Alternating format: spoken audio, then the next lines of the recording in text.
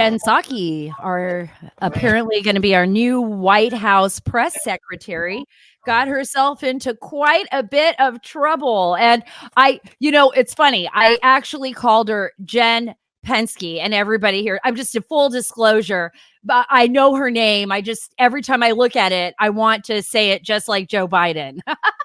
And he knows her, right? And he knows her. So she got herself into quite a bit of trouble. We're going to be talking about that. We are going to be talking about her hammer and sickle. We're going to be talking about people inside the Biden administration that are definitely anti-Israel. How is that going to affect us in the future? What is our foreign policy going to be over there? And I've got a special guest here. It's Daniel Hoffman. Yes, former CIA clandestine officer. Ooh, very exciting. And he is an expert on the Middle East, South Asia, and guess what? Russia. He's going to fill us in on everything. I'm even going to ask him about the recent assassination of Iran's top nuclear scientist. And also, a very important subject before I move any further, I want to talk to you a little bit about Amac. I know I've talked to you about it before. I absolutely love AMAC. I believe in this organization. Would you pay hard-earned money to organization that fought tooth and nail for a government-run healthcare system? No way. You wouldn't do that. So why join AARP? Join AMAC, the conservative alternative instead. AMAC offers an alternative to just about everything AARP offers, but without the liberal agenda. Wouldn't you rather belong to an organization that actually fights for your values? Would you rather belong to an organization that protects our borders and stands up for you as an individual and your God-given freedoms? I stand with AMAC. I hope you will too. Join today at amac.us/Carter. Again, that's amac.us/Carter. AMAC cares about your freedom. You should too. Last but not least, you know what? I'm going to actually start with this first. And I think this is very important. I want to start with what's happening in our country because we talked about AMAC, we talk about our values, we talk about freedom. But right now in the United States of America, we are facing a very, very dangerous time. It is a time where the threat of COVID, and understandably, people are worried, people were concerned, especially when we didn't know much about it. Early on, remember at the very beginning of the year, I can't believe this year is almost over. Everyone says it's the worst year ever. I'm tending to agree with them. But at the very beginning of the year, when we didn't know anything about COVID, we were all really scared. I mean, so many people were like, what is this virus that's coming from China? People are going to die. We saw those videos from China, some of which I believe were actual propaganda. Yeah. Guess that. Chinese Communist Party and their propaganda. But remember that people were dropping dead on the streets and people were walking over their bodies, and Chinese were, military officials were grabbing people and putting them into cars. So, okay, past all that, we now know the facts about COVID-19. We understand COVID-19 a lot better. We've got, I think, roughly 4 vaccinations out there that have been approved or will be approved or on their way to approval. At least we know that they've passed the trial phase. Some of them more than 98%, others like Moderna, 94% effective against this virus. But in the United States of America, people are like losing their businesses. They're being shuttered. From California to New York, restaurants aren't being allowed to open. Small businesses are limited to a certain number of people. Some businesses haven't even opened at all this year. Some people have lost their entire livelihoods. How is that possible? How can it be that we live in one of the freest nations on earth and that friends of mine, people that I know, are going to lose their businesses? I'm a small business. I know you're listening to me out there. You're small business owners. How can this happen? How have we let this happen? How have governors like Governor Gavin Newsom and others implemented laws that are so stringent, so unbelievably stringent, that it appears like we're living in like the old Soviet republic? Or how can people like Governor Brown say, turn in your neighbor? I want to play a clip for you. This is Dave Morris. He is a business owner in Portage, Michigan, and he is irate. This is from WWMT CBS 3 in West Michigan. Thank you so much for this clip. The details on why the judge said no. Here on this cafe. Tavarius, is everything okay? Okay. My government leaders have abandoned me. Are you the owner? $4 trillion of stimulus money. They gave it to who? Special interest groups and campaign donors. I'm Dave Morse. I own the place. So what's going on? What's going on? You know what's going on. Tell me. You tell me. Hey, we got a government that has taken the stimulus money. They gave it to special campaign donors. They gave it to special interests. They abandoned me, and they have put me in a position where I have to fight back. Okay? So do you feel that this is the right thing to do? Absolutely. I feel everybody needs to stand up. Hey, listen, there was enough money to give every family in this country $20,000 to go home for 2 months. They chose to give it to special interests and campaign donors, the Kennedy Space Center, and they abandoned us. So you could have given me money. I'd gladly walk away for 60 days and let this virus settle down. I'm not going to do it alone. Okay? Are you going to continue to violate the state's orders and stay open? State order. This isn't an order. This is a conspiracy. This is a tyranny. What do you want to tell other restaurant owners who... Wake up. Stand up. This is America. Be free. Right. Wake up. Stand up. This is America. Be free.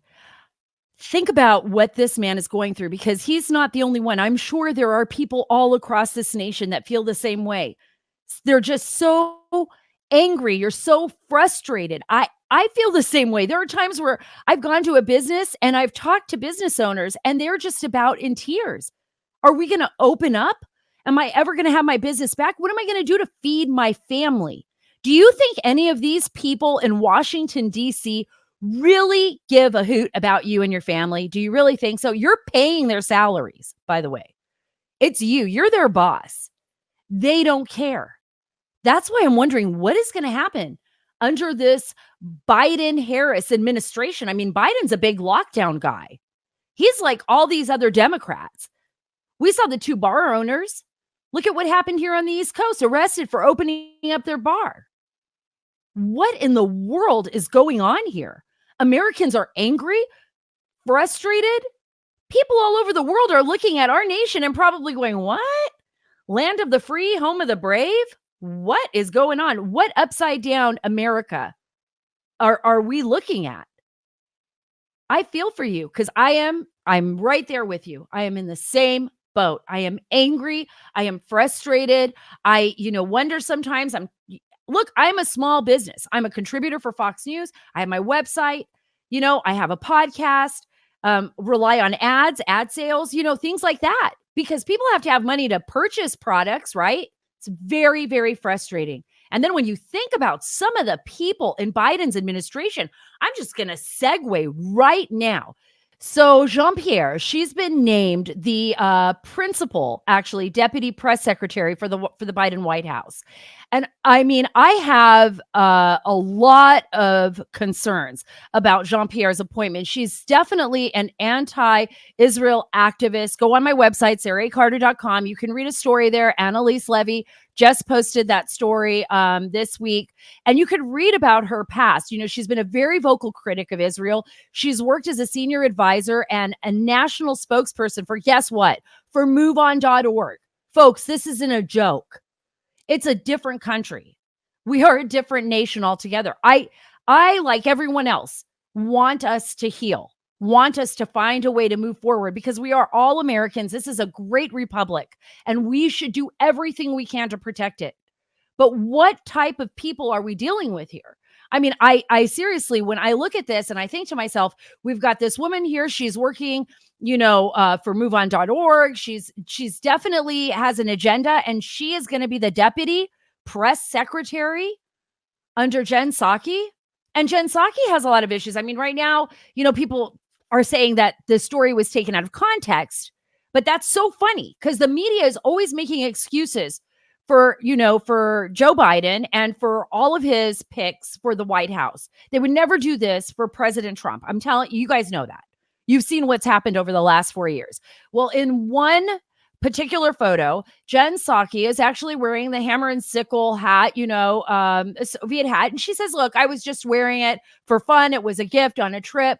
But look, she gets a completely different set of treatment than anybody in the Trump administration would get. Oh my gosh, God forbid that Don Jr. or Eric or Ivanka put on that same hat, even as a joke, and show up in a picture. Because for 4 years, they tried to get the American public to believe the extraordinary lies that President Trump was some kind of Manchurian candidate for the Russian government, for Vladimir Putin. I'm not going to harp on that. I just wanted to put it out there so that you can see for yourself what's happening and how we're going to have to deal with this. I don't know what kind of, I mean, look, I'm not going to judge them beforehand, but I'm just putting out the warning right now. These are the people that will be in the Biden-Harris White House. Jean-Pierre, she wrote an article in Newsweek about why she thought the Democratic candidates made the right call when they didn't attend the APAC conference. She said, because when it comes down to it, APAC's policies are not progressive policies, not progressive enough. APAC's values are not progressive values. She even accused them of being racist because that's what she thinks of the state of Israel. I just want you to think about that. That's what we're going to be dealing with. As I said, I'm going to have Daniel Hoffman coming up momentarily. I'm going to talk to him a little bit about the future in Afghanistan. I want to discuss with him, of course, the assassination of Iran's top nuclear scientist, what his thoughts are on that. And he wrote this phenomenal piece. It's an opinion editorial piece about who should be picked to lead Biden's CIA under his administration. And I'm going to get his thoughts on that. That would be Mike Morell. He is talking about that. And he said Mike Morell deserves to be the top of Biden's CIA. He was the CIA's Middle East Division chief, Mike Morell. And he's a controversial guy. So I want to hear both sides from Daniel in some cases. But he is definitely somebody who's highly qualified and has given his life, in service of his country. But before I get to Daniel, I want to talk to you about heat holders. I love this product. It's such a great product. It's not like anything you have to put in your hands and your pockets to keep yourself warm. The material that this company utilizes actually keeps you warm. I mean, completely warm, even in the coldest of conditions. Look, the weather's getting cold, and the best way to keep yourself warm can be summed up in just 2 words. Like I've told you, heat holders. Plus, they make extraordinary gifts for your family. They have heat holders for your kids. That's socks, gloves, hats, scarves, and blankets. I mean, almost anything you can think of. You will not regret it. Go to heatholders.com and enter the code Carter. Get this. If you enter the code Carter, you get at least 15% off your order. Plus, you get free shipping with any purchase of $25 or more. And there's no need for those icy cold feet this summer. Just go to heatholders.com, use the promo code Carter. You will not regret it. Daniel Hoffman, thank you so much for being a part of the Sara Carter Show. Thanks. It's great to be here. Yeah, thank you for putting up with all my ads. But I am a small business owner. And that's what we do. We have to, we have to make money and we have to stay alive. And I love these products that I'm selling. So thank you for putting up with some of my commercials. And I just want to jump right into I think one of the most important stories was the actual assassination of Iran's top nuclear scientist. And your history in the CIA, your long career in service of this nation, you really have a great understanding of South Asia, as well as Iran, as well as the Middle East. And I want to get your take on that. And the response actually from some people in the Obama administration, like John Brennan, your former boss, to that situation. Yeah, so that was an extraordinarily impressive targeting operation. And of course, we can judge with a high level of confidence that Israel was behind it. The fact that they were able to get into Iran and mount this sort of an operation against Fakhrizadeh, who was the leader of Iran's nuclear program, is again demonstrates their intelligence. It's all about human sources who can get you that close, and then actually pulling off that sort of an operation. I frankly tip my hat to them. Well, Fakhrizadeh actually was a name that Prime Minister Benjamin Netanyahu had said in 2018. Don't forget this man's name. He wasn't just a scientist. He was a scientist working on Iran's nuclear armament program. It wasn't just for medicinal purposes, according to the Israelis. Right. He's been in charge of the covert nuclear program. He's been compared to Robert Oppenheimer, leader of the Manhattan Project. So that guy for Iran. So he's a high value target. And when you think about that one and the fact that, again, reportedly, Israel was able to take out al-Qaeda's number 2, Abu Muhammad al-Masri, earlier last month. And then the attack on Natanz in the summer, Iran's nuclear plant. I mean, this really demonstrates that Israel can get right at Iran's nuclear program. And, there's just a couple of ways to deal with Iran's nuclear program, and not to mention their ballistic missiles and their state-sponsored terrorism. I suppose you can think about diplomacy if you believe that's an option with this sort of a regime. The other way is kinetic strikes against individuals, high-value targets like Fakhrizadeh, and let's include Qasem Soleimani, whom we took out in a drone strike almost a year ago. And then, of course, you can target their infrastructure. The nuclear power plants, ballistic missile facilities themselves. Right. Do you think, though, that this really quickly, Daniel, because every time I get you, I have so many questions. Yeah. Right now, with the government transitioning, the United States moving into a transition for Biden-Harris administration, Israel, obviously, I've spoken to sources very concerned about future relationship between the United States and Israel under this administration, which is drastically different than the Trump administration, particularly in its dealings with Israel. Do you think that this operation by the Israelis was kind of like a warning shot across the bow to Iran and to the rest of the world? We are in deep, we are sending a message, and it doesn't matter who's in charge of the United States. We're not going to allow anybody to cross these lines. Yeah, so first it was a message to Iran that Iran is an existential threat to Israel, which means Israel will go into Iran and conduct these sorts of operations. The second message, you're right, it's to the United States. They're not going to outsource, the Israelis won't outsource their national security to us. They don't trust us. At least they didn't like the JCPOA very much. And lots of Democrats, Chuck Schumer didn't. If you're looking for the most eloquent response to why the JCPOA nuclear deal was a bad deal, look no further than Democrat Chuck Schumer, who spoke out eloquently against it. And so Israel is concerned that President-elect Biden wants to get back in that deal and eliminate the sanctions if Iran resumes compliance. That's not good enough. And so Israel is going to continue to mount these operations, and Iran themselves may decide, why should we go back into a deal when Israel is continuing to strike us? This deal isn't giving us any kind of deterrence or any kind of defense against attacks on our nuclear program. So Israel, rightly so, they're right there in Iran's backyard, is exercising command and control over their own national security. But if we go back into the Iran deal, let's talk about that. Israel is exercising command and control over their own national security.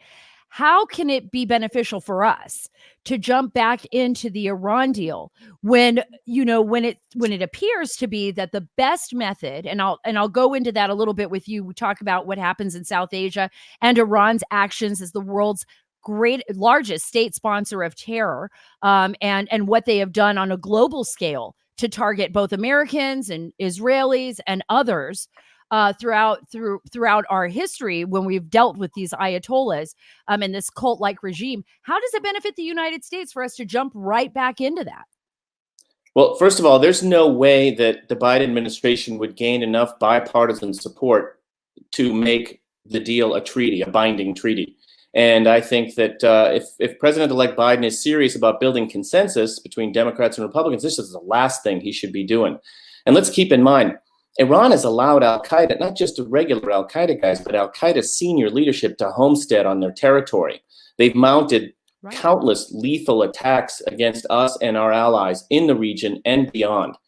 They've got a ballistic missile program, and as you said, state sponsor of terrorism with lethal proxy militants, Lebanese Hezbollah, the Houthis in Yemen, lots of proxy militants in Iraq who are targeting Iraq's sovereignty and our people as well. So, this is the concern about that deal with bad deal. There's sunset clauses. I mean, there's, I think, going to be, the Biden administration, I think, would do well first to get those intelligence briefings, first to get their team in, and think very carefully about what sort of policy they want for Iran. Iran hasn't won a lot of wars, but they've won a lot of negotiations. They kind of won the 2015 JCPOA negotiation against us. Didn't help us that Russia and China were there operating against us as part of that discussion.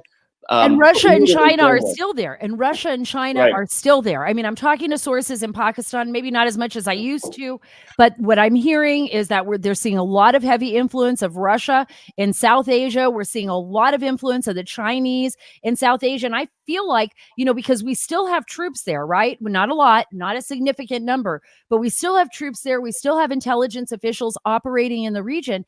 I mean, we still have a serious national security implications there.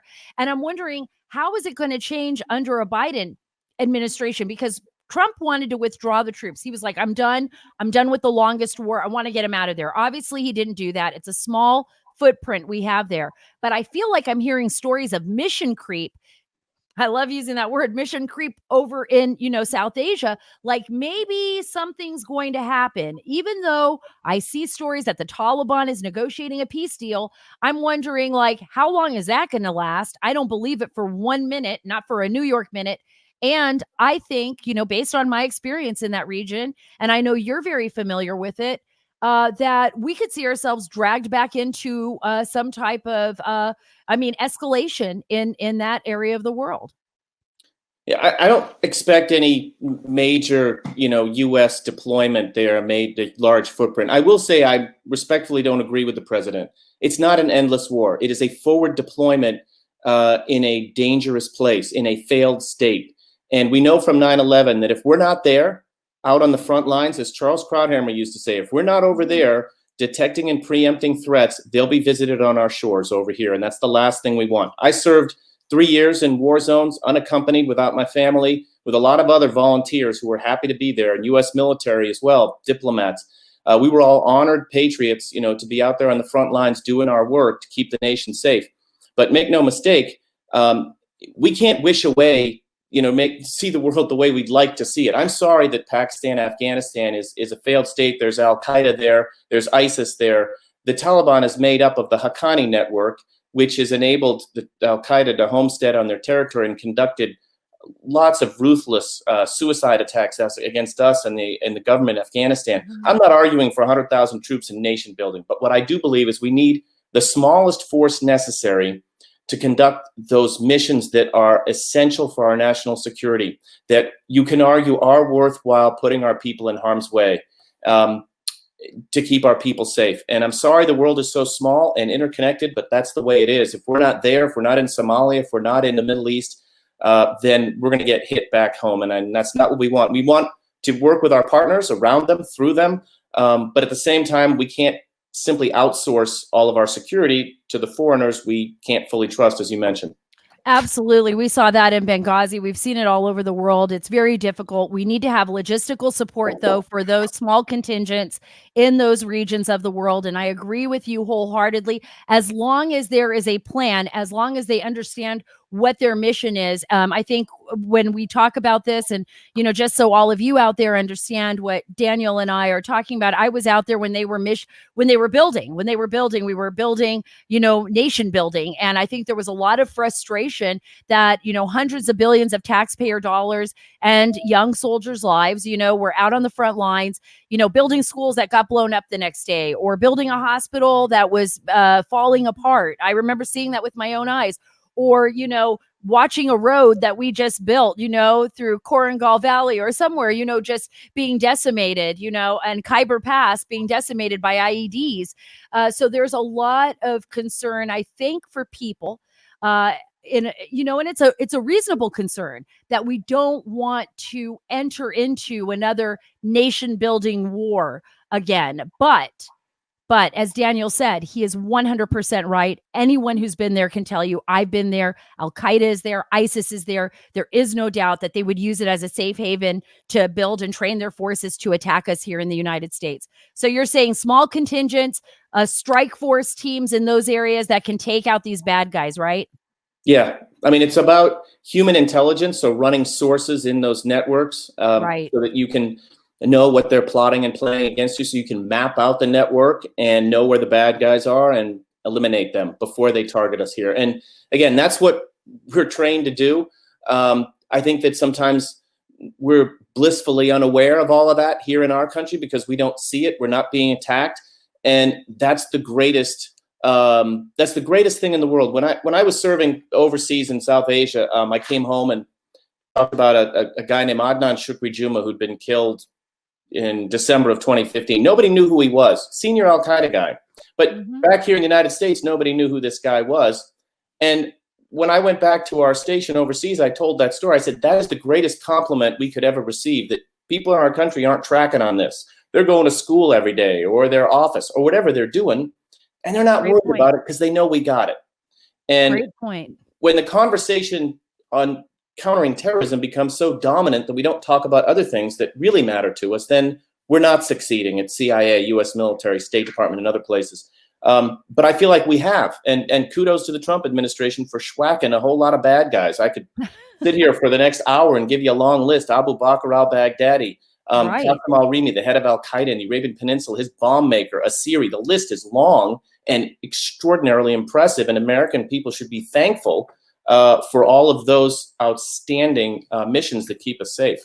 Right. And thankful not only to the administration that was able to do that, but also to the people who put their lives, like you did, on the front lines, you know, in their job to track these guys down, these bad guys, and take them out. I mean, we've lost a lot of really good people. And like you said many times, and this is for every one of you out there, we don't hear their stories. We don't know their stories. These are clandestine operations or operations that occur outside of the normal news cycle, and people lose their lives and children lose their fathers and mothers and their, you know, and it just, you know, it's unfortunately, that's the way of the silent, I guess, warrior, right? The silent hero. But they are, like Daniel said, out there protecting us. I want to jump to your column.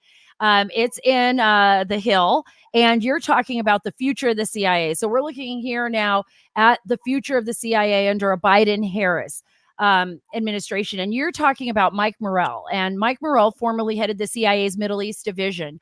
And with it, this is insider stuff, but within all the insider baseball, there's people that love Mike Morrell. There's people that don't love Mike Morrell. Talk a little bit about Mike Morrell and why you think Mike Morrell should lead the CIA. Well, when I was actually chief of the Middle East division, and Michael was our acting director. First, he was deputy director, then acting director. I had just returned home from overseas in 2010, and that's when I really got to know him. And what impressed me about him from the very beginning was his intellectual honesty, his integrity. He was committed to getting as close as possible to the truth. We would have these standing room only meetings in his office and debate whatever the issue of the day was. Iran, for example, half an hour. And he'd be going through all of the intelligence and debating with everyone in a very respectful way, but real great debate, challenging his own assumptions in a very humble way. And he'd always, at the end, I always used to tease him, it'd always be three things. I said, must have been your Jesuit education. I don't know what it was, but he'd look at us and go, okay, guys, three things. He'd go downtown, tell the president the three things that mattered. And a lot of times it wasn't what President Obama wanted to hear, but it sure was what he needed to know. And there were times when Michael would say to the president, you know, this is what my team believes, but I want you to know that my director of counterterrorism believes this, something slightly different. But Mr. President, you need to know that as well. So he was really committed to accurate, precise analysis. And I respected that about him deeply. I traveled with him a lot overseas to our dangerous places because I was responsible for the Middle East and South Asia. So we were in Afghanistan, Pakistan, Iraq, Yemen, Libya, all the great garden spots that make my mom happy, knowing after I was there that I'd been there. And he was always so eloquent with not just our officers, but our U.S. military, State Department, FBI, and other colleagues about the sacrifices that their families were making and that they were making. He understands the business of intelligence. I can't imagine a smarter, more able practitioner in the art of intelligence than Michael. Now, again, I'm biased. I served with him, and I think very highly of him as a person. And I would be overjoyed if the vice president chose him. We'll see whether President-elect Biden makes that choice or not. He's got apparently a range of people he's considering. But I felt strongly enough again to write that op-ed. And look, I don't claim to have all the answers about anything. I think it's certainly open to debate. I'm sure the listeners out there have their own ideas, and certainly I respect those too. Right. Well, this is the thing. I agree that, I mean, you're the first person I would go to and say, I'm telling you guys, Daniel Hoffman is such a great, upstanding human being and somebody who I have so much respect for. So I really take seriously when he makes a recommendation like this. I believe that. I do not know Mike Morell personally. I have heard wonderful things about Mike. I've heard other things, but then again, this is the nature of the business, right? Everybody's out for something. One of the things I wanted to ask you, though, was what bit of advice would you give Mike Morell if he takes the position as the CIA director? Because this is the thing with John Brennan. And in the beginning, I actually I worked for a long time as a reporter under the entire Obama presidency. I was covering the war in Afghanistan and Iraq and Pakistan. And I had a lot of respect, for Brennan and for others, what I knew of them at the time and when I was working in the field and, mostly covering the ground up. But Brennan became very political. That was something that I never saw before, really, with the CIA. Became very politicized. I saw that with him. I saw it with General Hayden. I've seen it with others. So I'm not just trying to blame Democrats here. General Hayden was, Republican under a Republican administration. What would be the bit of advice that you would give Mike Morell? So let me say this, because you raised it. I served in our headquarters under the leadership of Leon Panetta, who was a fantastic director. Right. And then David Petraeus, who was also an outstanding director. Mm-hmm. Michael Morell was our acting director, and then John Brennan. Brennan was, you could debate this too, but for me, one of the most politicized as a director. I'm not even talking about what he did afterwards in retirement, including his latest tweet storm when he got into a food fight with Senator Ted Cruz, which is so demeaning to our politics when you got the former director of CIA and a sitting senator arguing about it. It's just, they should stop that. Have a private conversation on the phone. Turn your, rhetorical fire towards Iran or Russia or somebody else away from each other.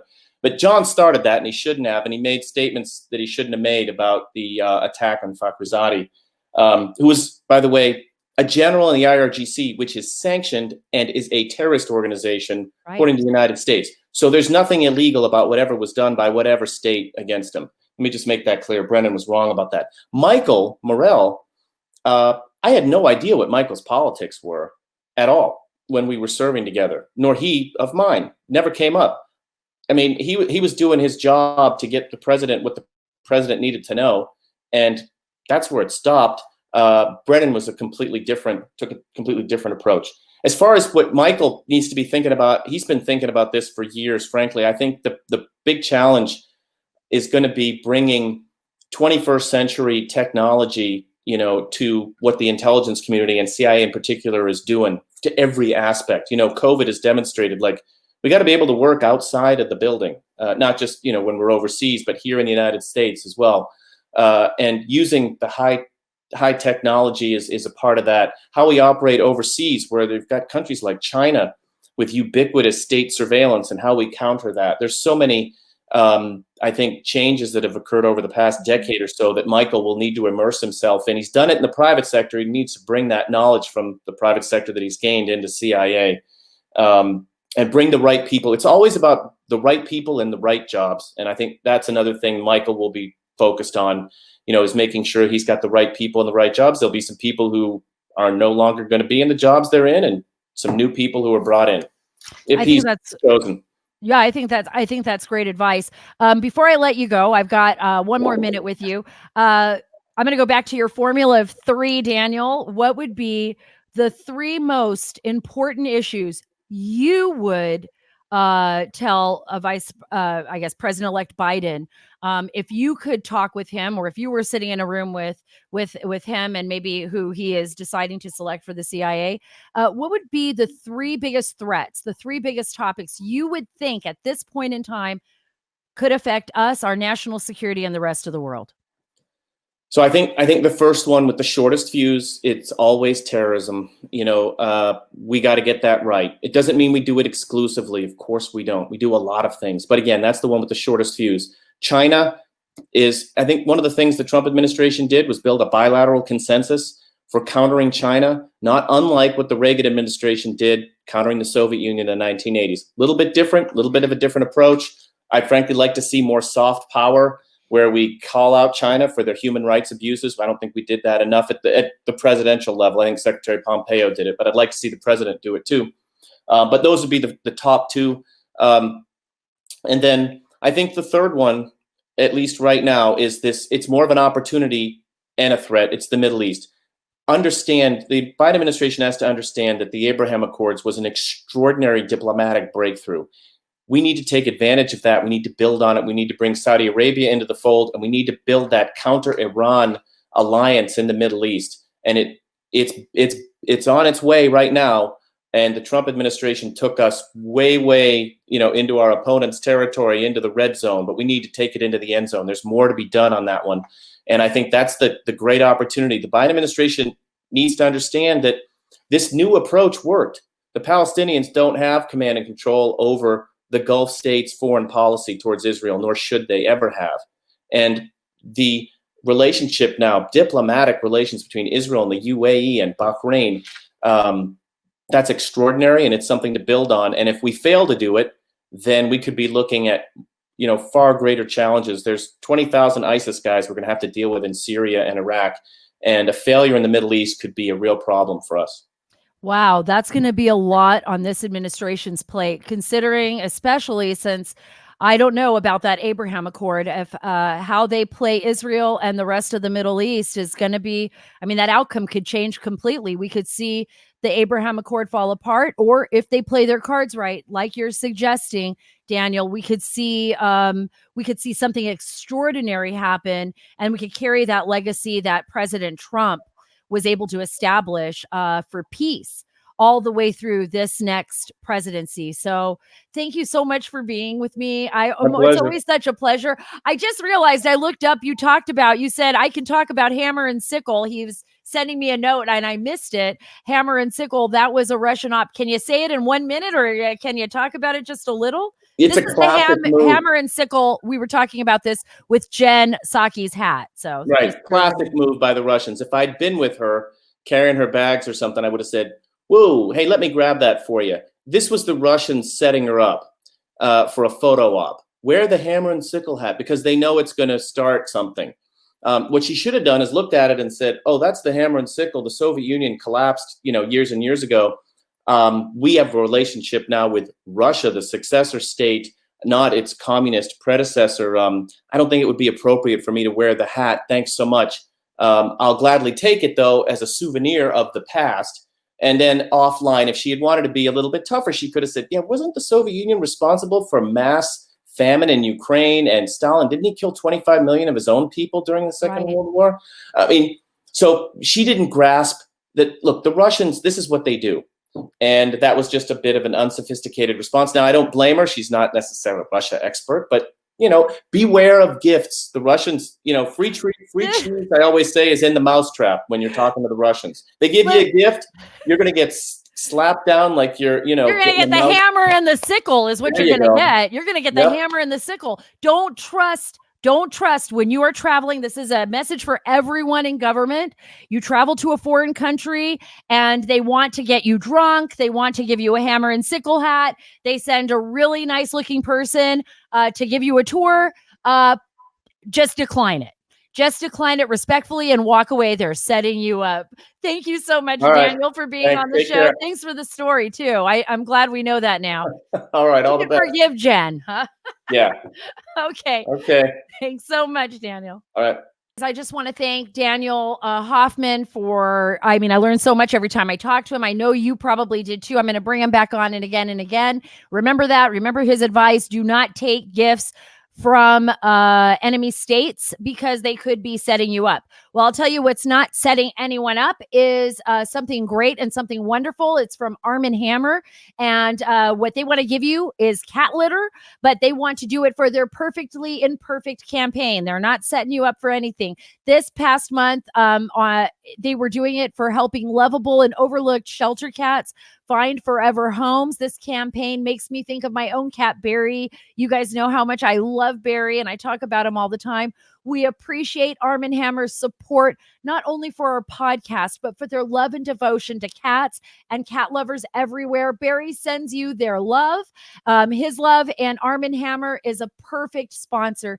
Thank you again for everything you do for the Sara Carter Show. So don't forget Arm & Hammer X cat litter next time you go shopping. Guys, I want to close out with something I think is very important, something that I want you to hear really quick. I always go back to my interest in science and space. I've had Luis Elizondo on. I've had Nick Pope on, who was the former Ministry of Defense, from Great Britain, talk about the issues of really interesting issues of unidentified aerial phenomena or UFOs. Well, guess what? Elon Musk is sending a crew to Mars, maybe 2024, 2026. I was actually going to ask Daniel Hoffman this until I saw his hammer and sickle note to me. So I want to play you a really quick clip before I let you go and think about our future and think about what this means to the world. I just want to take us away from politics and I want us to think bigger, right? To think about the future of humanity and how awesome it'll be.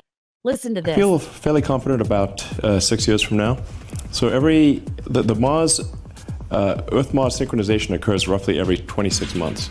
So we had one this year, this summer, and so that means in roughly about 2 years there'll be another one, and then 2 years after that. So I'd say if you say 6 years from now, I think highly confident. If we get lucky, maybe 4 years, and then we want to try to send an uncrewed vehicle there in 2 years. That's so incredible. An uncrewed vehicle in 2 years and a crew actually heading to Mars in, 4 or 6 years. That's absolutely incredible. He's a dreamer. This is part of the American dream, right? We are going to reach heights we have never imagined. I wish I could be on that crew. They won't want me there. I have no scientific knowledge whatsoever, but I could report on it or do a podcast live from Mars. But since I'm not there now, it's live from Radio America. Thank you so much for being with me today. You are so wonderful. I am so happy that you are a part of my life. Remember, here at the Sara Carter Show, we are taking the story back. And folks, follow me on Parler. That's at Sara Carter Official on Parler, at Sara Carter Official, or on Twitter where they try to censor me and shadow ban me. You can follow me there at Sara Carter DC. Thank you so much. God bless and see you soon.